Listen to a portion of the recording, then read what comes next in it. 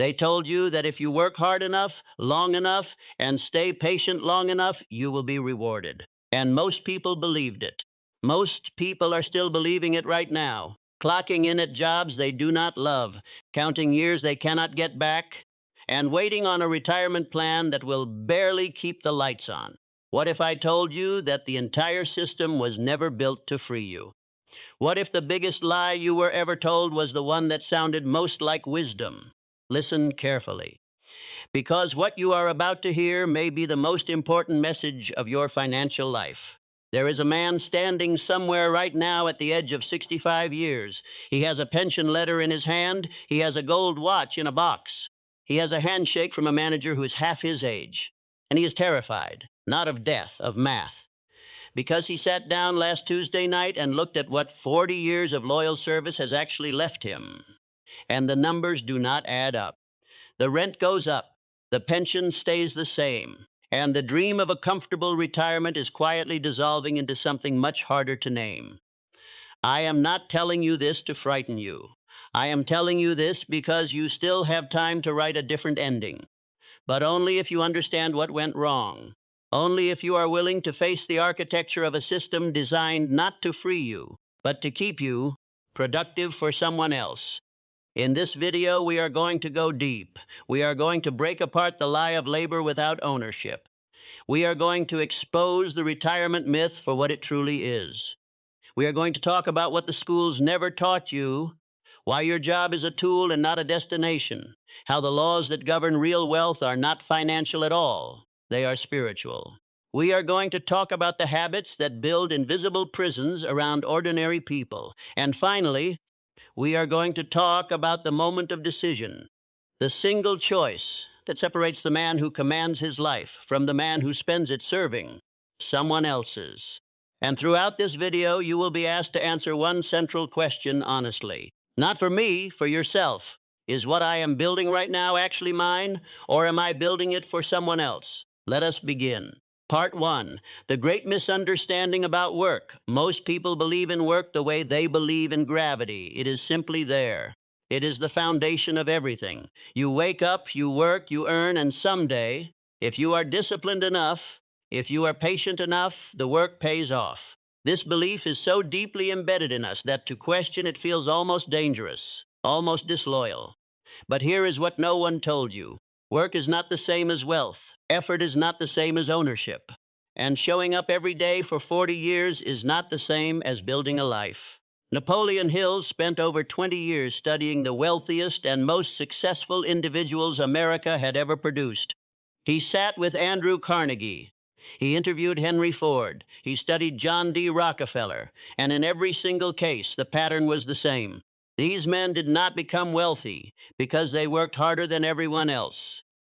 They became wealthy because they understood something that the average man never grasps, that the mind is more powerful than the body, and that a well-directed thought produces more wealth than a lifetime of undirected labor. Let me make this real for you. Two men graduate from the same school in the same year. One man gets a job at a factory and works there for 35 years. He earns a good wage.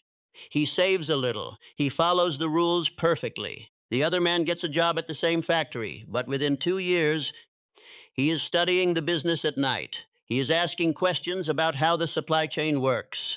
He is building a small side operation on weekends with $200 and an idea. By the time the first man retires with a modest pension, the second man has built 3 income streams, owns 2 properties, and has more time than money to spend. The difference is not intelligence. It is not luck.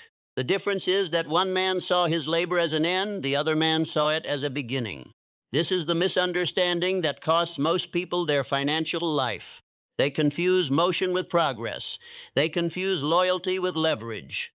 And they spend the best decades of their existence building castles for other men's kingdoms. Andrew Carnegie famously said that he would rather earn 1% from the effort of 100 men than 100% from his own effort alone. Think about what that means.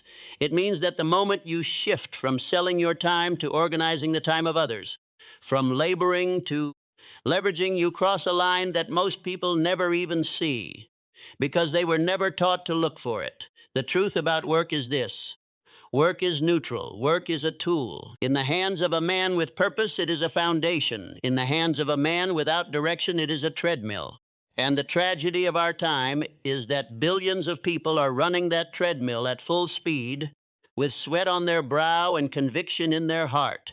And they are ending up exactly where they started: tired, uncertain, and financially dependent on a system that never had their freedom as its goal. If you want to be free, you must stop asking how hard you are working. You must start asking what your work is building toward. Are you building equity or just earning income? Are you building systems or just completing tasks? Are you building a legacy or just filling a calendar? Because the hour you sell today is gone forever. But the system you build today can earn for you tomorrow, next year, and after you are gone.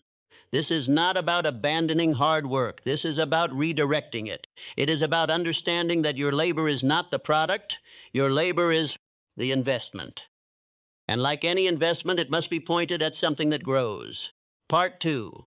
The retirement promise was never meant for you. Stay with me, because this next part is going to challenge something most people hold as sacred. Retirement. The word itself feels almost holy. It is the great reward, the finish line, the moment when all the sacrifice finally makes sense.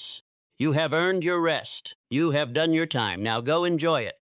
But let me ask you something uncomfortable. Who invented retirement? Who decided that 65 was the magic number? Who built the pension system? And who exactly does it benefit most? The retirement model as we know it was not designed by philosophers thinking about human flourishing. It was designed by industrialists thinking about industrial productivity. It was a system built to keep workers motivated, to prevent revolt, to give people just enough hope to endure decades of service, and then to release them at the age when they were least likely to disrupt anything, because by then they were too tired. I am not saying this to be cynical. I am saying it because the numbers prove it. The average pension in most countries covers less than 60% of pre-retirement expenses. The average retirement savings of a person at 65 is not enough to last 20 years at a moderate standard of living. The average retiree reports higher levels of anxiety after retirement than before, not because they are ungrateful, but because the math does not work, and no one told them it would not work until it was too late to change course. This is the retirement trap, not a conspiracy, not a villain, just a structure that was built for someone else's benefit, dressed up in language that sounded like a gift. Henry Ford once said that thinking is the hardest work there is, which is probably the reason so few engage in it. Most people never think critically about the retirement system because the system is so normalized, so celebrated, so deeply woven into the culture that to question it feels ungrateful. But the free man must question everything. True wealth is not stored in a pension account. True wealth is not rationed out at 65 like medicine dispensed at regular intervals. True wealth is a living, growing, self-multiplying system that you build during the best years of your life. And that continues to grow regardless of your age, your health, or how many candles are on your birthday cake. The men and women who are financially free in their 40s and 50s did not find a better pension plan. They rejected the premise entirely. They asked a different question. Not how much do I need to save to survive retirement, but how do I build in something that generates income whether I work today or not? That question changes everything. Because the moment you are asking it, you have stopped thinking like an employee and started thinking like a builder. And this is not a fantasy reserved for the privileged. Napoleon Hill documented case after case of men born into poverty who died wealthy. Not because the system rewarded them, but because they refused to wait for the system's permission. They built, they organized, they created value. And the value they created came back to them in ways that no pension ever could. You do not have to wait until 65 to begin living. In fact, the man who waits until 65 to begin living may discover that he has spent so long preparing for life that he forgot to live it. Part 3, what they taught you in school and what they left out. Let us be precise about this. School is not the enemy. Learning is never the enemy. The enemy is the version of education that trains you to perform without ever teaching you to think, that teaches you how to answer questions without ever teaching you how to ask better ones. Napoleon Hill was clear. The formal education system, as it existed in his time and as it largely still exists today, was designed to produce one thing: a reliable, skilled, compliant workforce. That is not a criticism of teachers. Most teachers are dedicated, underpaid, and working within a framework they did not design. It is a criticism of the framework itself. Think back to what school actually trained you to do. Sit in designated spaces at designated times. Accept information from authority figures without questioning it. Demonstrate your value through standardized performance. Compete for grades that reward memorization over imagination. And above all, follow the rules, because breaking the rules has consequences. Now think about what that training produces. It produces people who are excellent at following directions and deeply uncomfortable with uncertainty. It produces people who wait for someone to tell them what to do next. It produces people who measure their worth in salaries and titles, because those are the adult equivalents of grades. Thomas Edison was asked to leave school before he had barely begun. His teachers described him as intellectually incapable.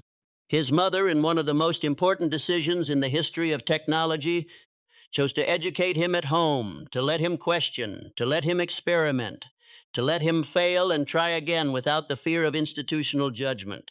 The result was over 1,000 patents and a transformation of the world that no classroom ever produced.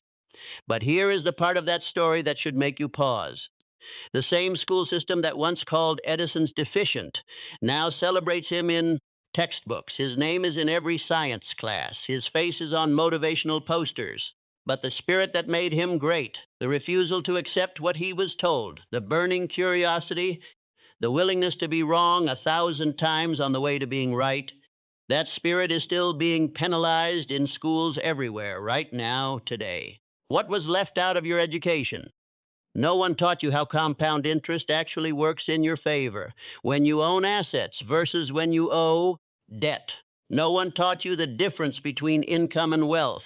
No one taught you how to identify opportunity or build a product or start a business or negotiate or create leverage. No one taught you how the mind works, how your dominant thoughts shape your actions, how your words program your behavior, how belief precedes results every single time.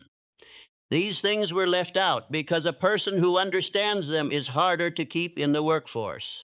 A person who knows how to build wealth is a person with options. And a person with options is not easily controlled.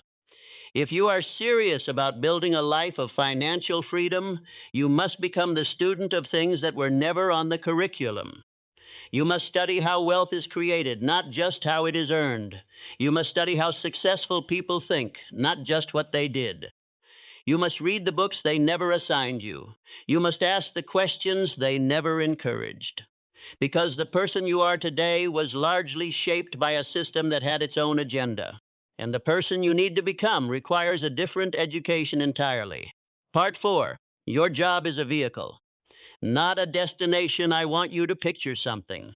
You are traveling from one city to another, a long journey that will change your life.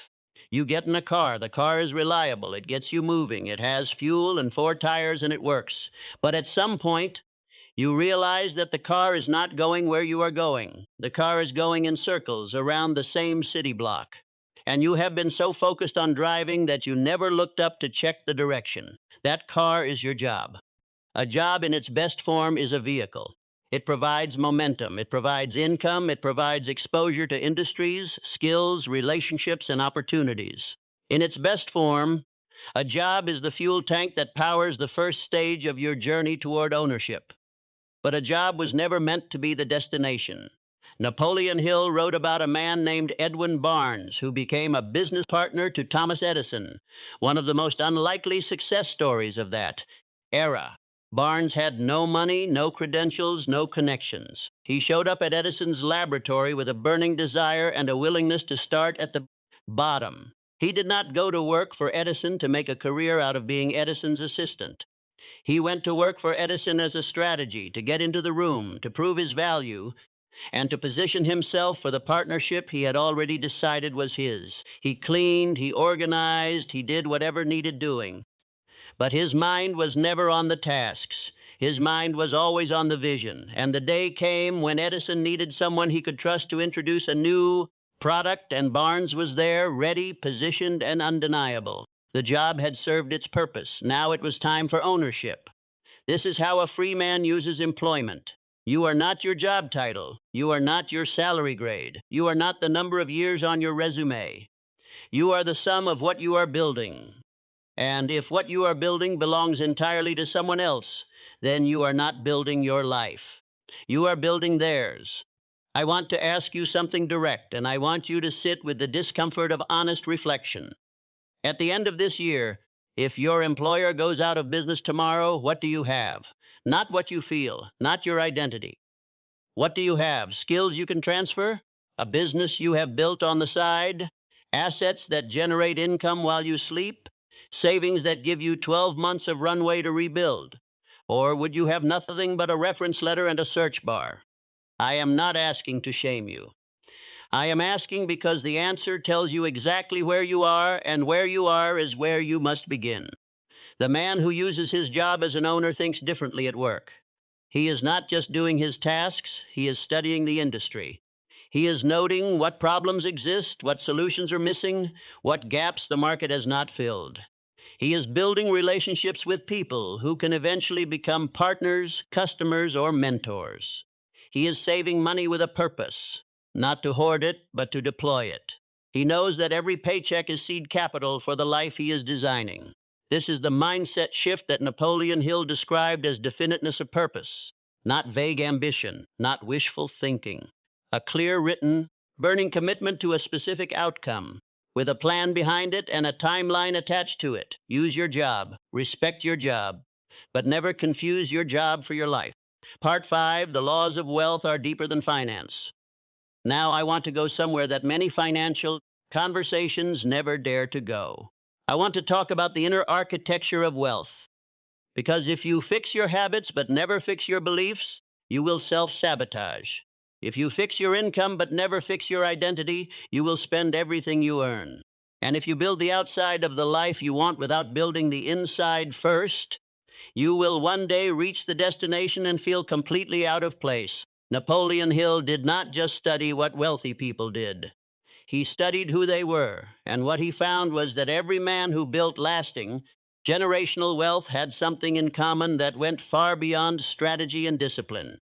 They had a quality of thought that was fundamentally different from the average man. They operated from a set of inner laws that most people either do not know exist or choose to ignore. The first of these laws is what Hill called definiteness of purpose. Not a goal, not a wish, a burning, consuming, non-negotiable decision about what your life is for. The wealthy man does not drift.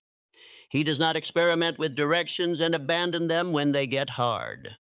He picks a direction with the certainty of a man who has already seen the outcome in his mind, and he moves toward it with everything he has.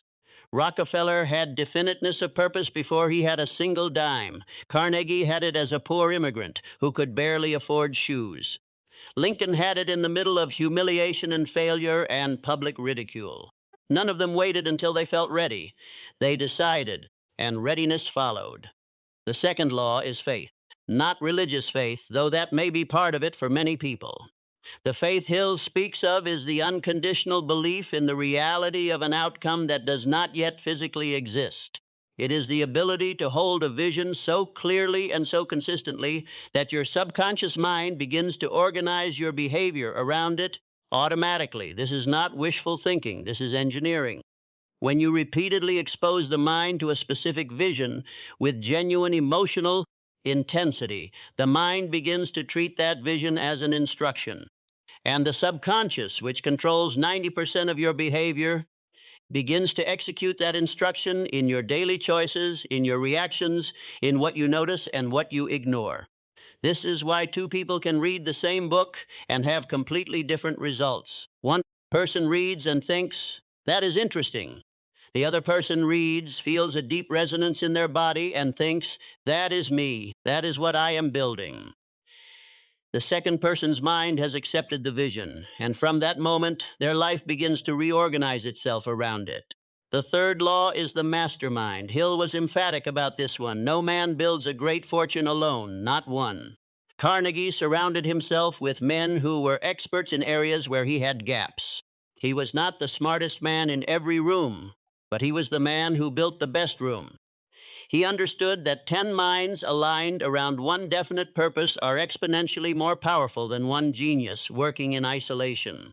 Who are the 5 people you spend the most time with? Not just socially, mentally. Whose voices are in your head most often? Whose standards are shaping your expectations? If those people are not building toward the level of freedom you want, you are absorbing their ceiling as your own.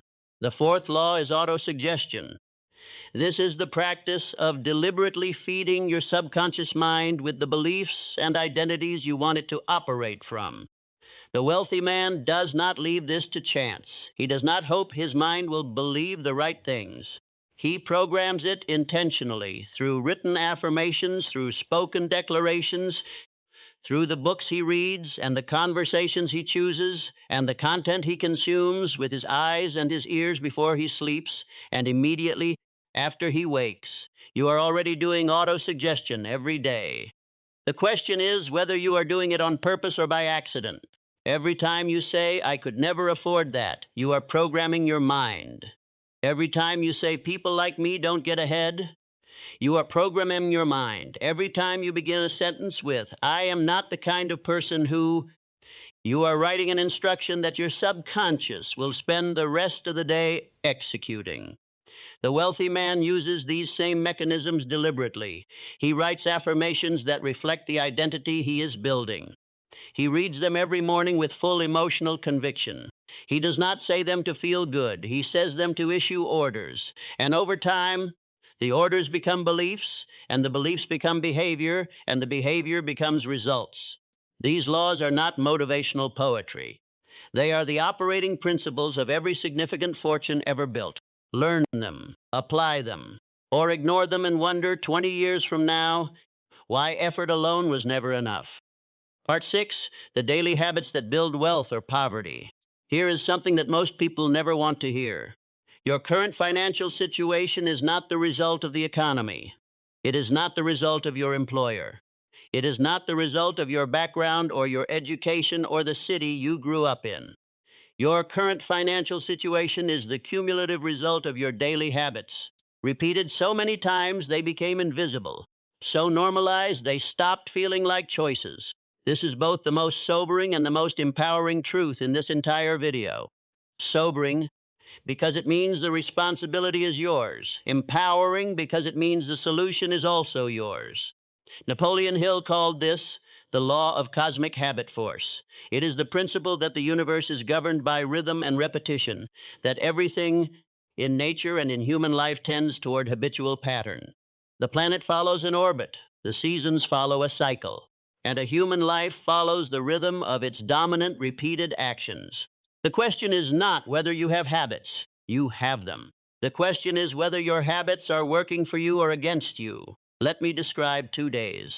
The first belongs to the man who ends up working until death. He wakes up when he has to. The first thing he reaches for is a phone. He scrolls news, social media, other people's lives, before he has had a single intentional thought of his own. He eats quickly and without purpose. He drives to work listening to nothing useful. He works hard, genuinely hard, at tasks that someone else designed for someone else's benefit. He comes home tired, numbs the tiredness with passive entertainment, goes to sleep without reviewing the day, and wakes up tomorrow to repeat the same sequence. Day after day, year after year. And he will look up one morning and realize that a decade has passed and he is no closer to freedom than when he began now the second day. It belongs to the man who is building his way out. He wakes up before the world demands anything of him.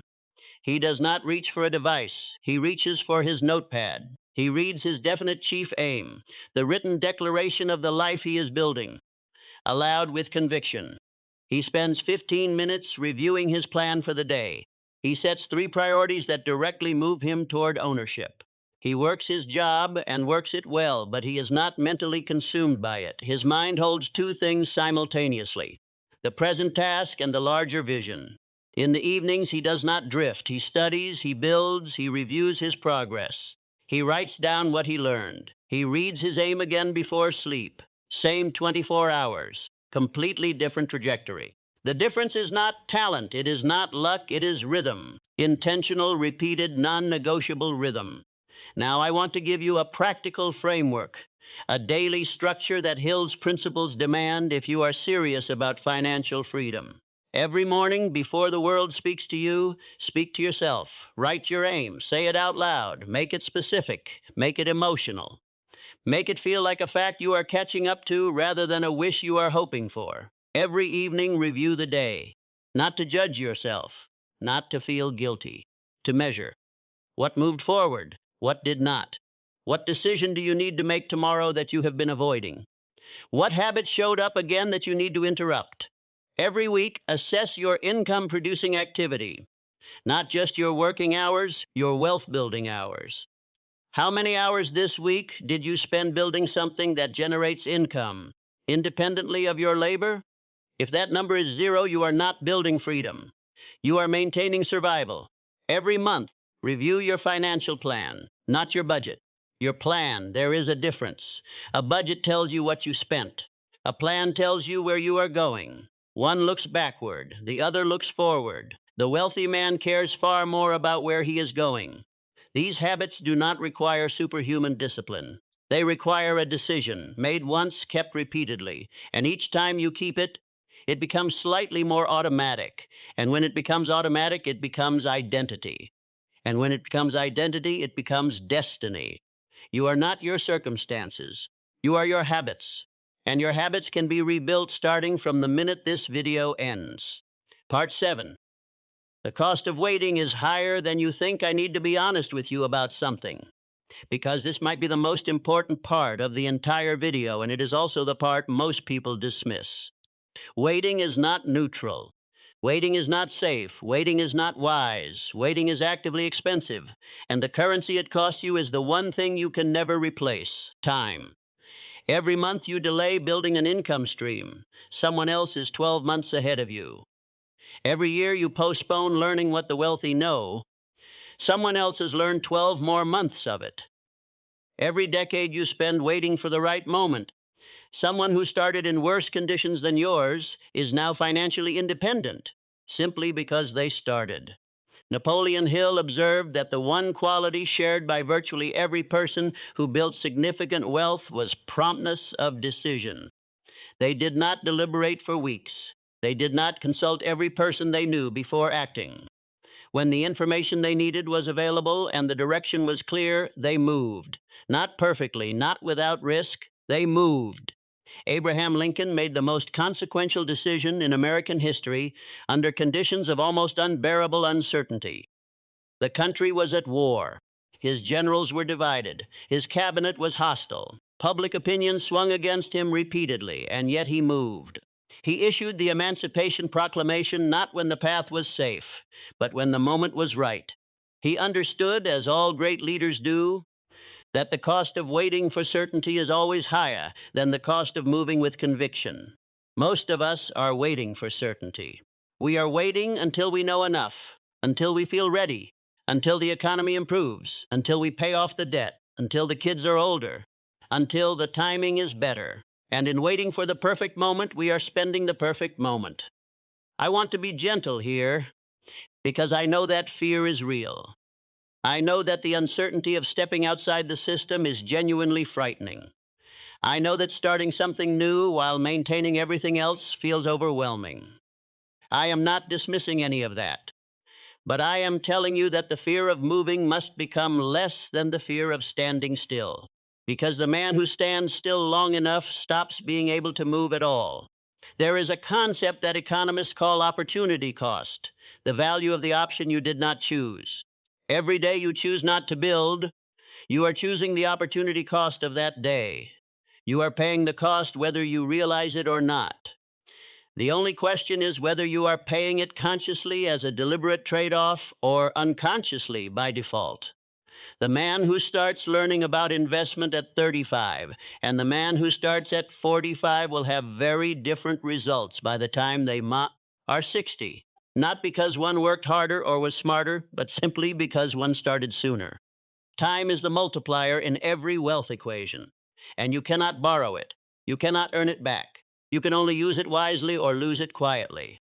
What would you start today if you knew that starting today, rather than in 6 months, would make a difference of $100,000 over the next decade?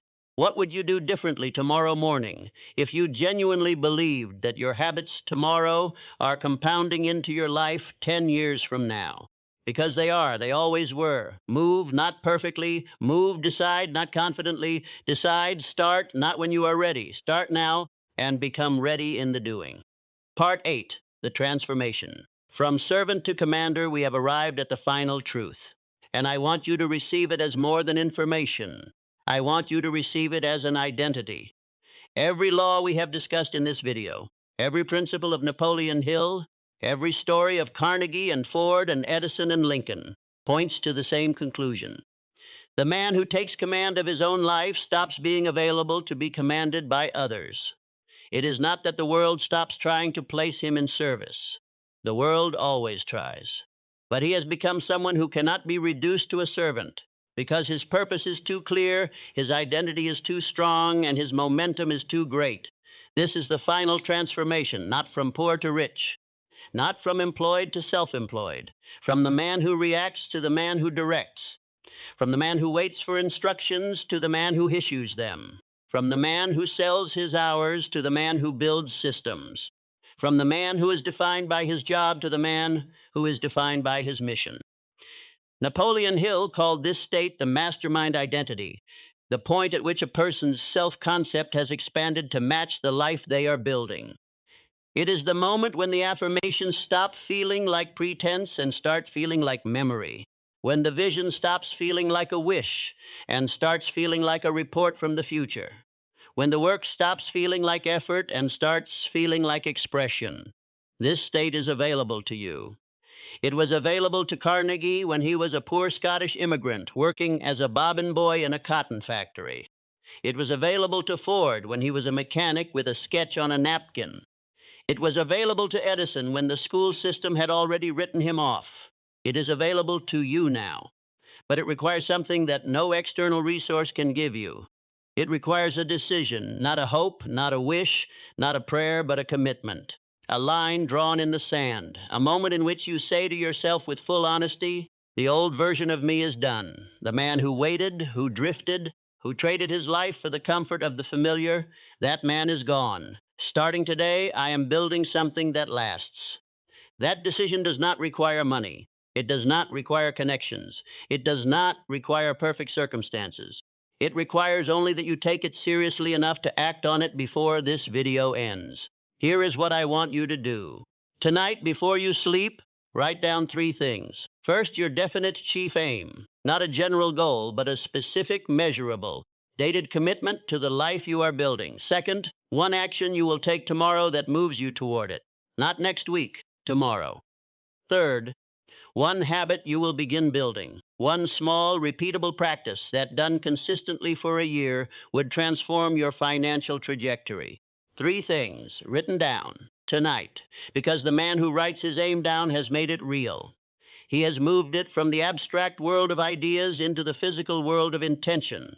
And intention combined with action, combined with rhythm, becomes results. You were not born to clock in and count down. You were not born to trade the best decades of your existence for a pension that barely covers the basics. You were not born to arrive at 65 with a tired body and a leaner bank account than the life you imagined requires. You were born to build, to think, to direct, to create value, and to receive value in return on your terms, in your time, at the scale your vision demands. The system will not give you this. The economy will not hand it to you. No employer will promote you into freedom. This is something you build, one decision at a time, one habit at a time, one day at a time, beginning now. If this message resonated with you, if somewhere in these words you heard something that finally articulated what you have felt but could not name, Then I want you to join our community at Alpha Logic, where we explore these hidden truths every single week. Hit subscribe so you never miss one, because the conversation we just had is only the beginning. The next video goes even deeper. And the man who leaves this page without subscribing may find himself 6 months from now, right back where he started, wondering where the time went. Do not be that man. Subscribe to Alpha Logic and begin.